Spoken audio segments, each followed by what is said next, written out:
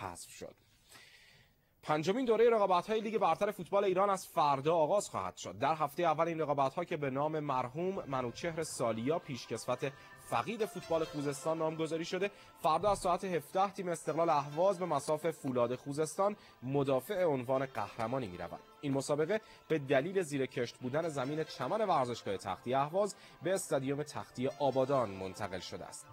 همزمان با این بازی راه آهن در ورزشگاه اکباتان میزبان قندی یزد خواهد بود.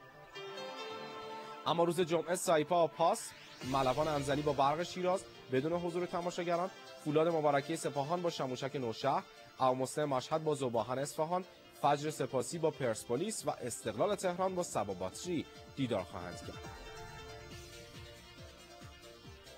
این نکته را هم اضافه کنم که پیش از این تیم ملوان انزلی 2 بازی خانگی از حضور تماشاگرانش محروم شده بود، اما با حکم جدید کمیته انضباطی 1 جلسه محرومیت برای این تیم فردا در بازی مقابل برق شیراز اعمال می شود و جلسه دوم این محرومیت به حالت تعلیق درآمد. در عین حال محرومیت مشابه 1 جلسه تیم مسلم نیز معلق شد. البته این بازی پس فردا برگزار میشه. اما سوال روز محافل ورزشی، بازی راه آهن تهران و شهید قندی یزد برگزار می شود یا نه؟ در پاسخ به این سوال دیوان عدالت اداری دستور توقف دیدار راه آهن و شهید قندی یزد را صادر کرد و رئیس شعبه 10 دیوان عدالت اداری در ابلاغیه‌ای خطاب به فدراسیون فوتبال دستور توقف این دیدار را صادر کرد. اما دبیر اجرایی سازمان لیگ برتر گفت سازمان لیگ حق توقف هیچ مسابقه ای را ندارد و نظر نهایی در خصوص برگزاری یا عدم برگزاری مسابقه تیم‌های راه آهن و قندی تنها بر عهده فدراسیون فوتبال است.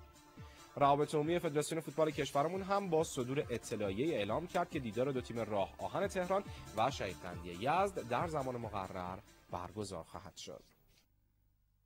فصل جدید رقابت‌های فوتبال باشگاه‌های امارات با گلزنی علی سامره آغاز شد. در یکی از این بازی‌ها از شب در حالی که برابر الجزیره با تساوی 3-3 متوقف شد، نیمه نخست رو با 2 گل به سود خود پایان برد. در این بازی علی سامره گل‌های دوم و سوم شب رو وارد دروازه تیم میهمان کرد.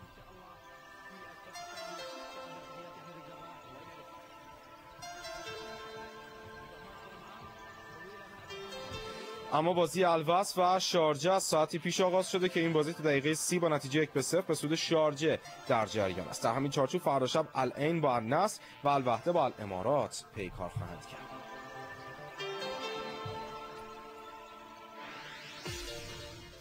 خدمت رو عرض کنم که این روزها و پس از بازی سوپر جام فوتبال کشورمون صحبت‌هایی در خصوص اختلاف بین علی دایی و ایمان مبعلی به گوش میرسه. در همین خصوص و برای اینکه این مسئله کاملا باز و شفاف باشه، همکار من در باشگاه خبرنگاران جوان گفتگوی انجام دادن، گفتگوی کوتاه و جداگانه‌ای با سرپرست فولاد علی دایی و برانکو ایوانکوویچ. ببینیم.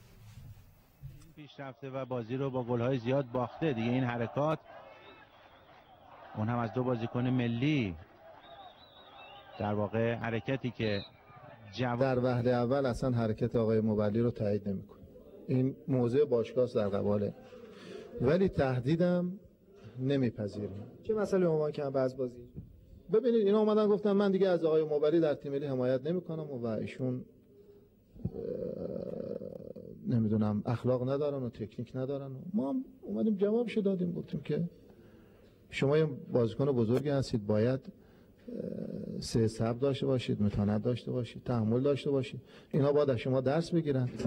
سابقه من و اینکه توی این مدت همیشه تو تیم ملی بودم بدون کمترین حاشیه‌ای و فوتبالمو بازی کردم، به خاطر این بوده که تو کار خودم فقط دقت کردم و به کارهای دیگه کاری نداشتم. به خاطر اون تداوم داشته کارم و مطمئن باشین این مسائل اصلا به من ربطی نداره و آقایونی که چنین چیزایی رو عنوان میکنن، اگه من پیگیری قانونی بکنم باید بیان اینا جواب بدن و ثابت کنن. اگه چنین چیزی اتفاق نیفته و اینا نتونن ثابت کنن چه جوابی دارن؟ من فقط خواهش میکنم که اینا نیان مردم رو فریب بدن یا مردم خوزستان رو جلو من قرار بدن. من فوتبالمو بازی میکنم. Može pisati jedno njegova loša igra i loše ponašanje. مبلی فقط اگر قرار باشه که خط بخوره اون به خاطر بازی بعدش یا احیانا رفتار بعدش میتونه باشه. مثل سایر بازیکن. بایستی چنین بشه. تیم قهرمان لیگ فوتبال کشور خب حالا بازی چنین پیش رفته و بازی رو با گل‌های